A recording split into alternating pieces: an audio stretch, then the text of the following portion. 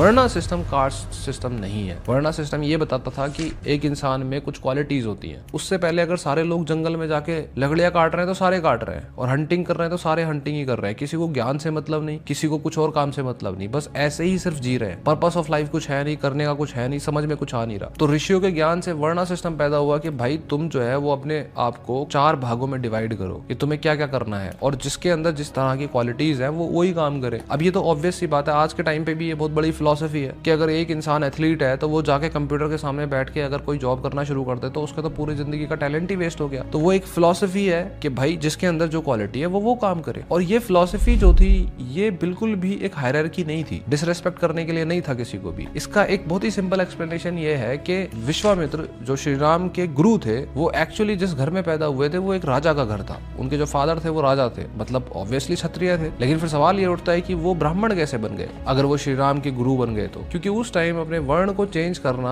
ये कोई बड़ी बात थी ही नहीं, और इनफैक्ट वर्ण जो है वो बर्थ से डिसाइड ही नहीं हो रहा, तो चेंज कहाँ कर रहे हो? आप खुद डिसाइड करते हो कि आपकी क्वालिटीज क्या है और आप उसमें काम करने लग जाते हो। इनफैक्ट अगर आप वाल्मीकि जी का भी एग्जाम्पल देखोगे तो वाल्मीकि जी जो है वो चोरी कर रहे हैं, वो मारने के लिए तैयार है लोगों को, लेकिन फिर कुछ ही टाइम बाद वो जो है वन ऑफ द बेस्ट ऋषि में शामिल हो जाते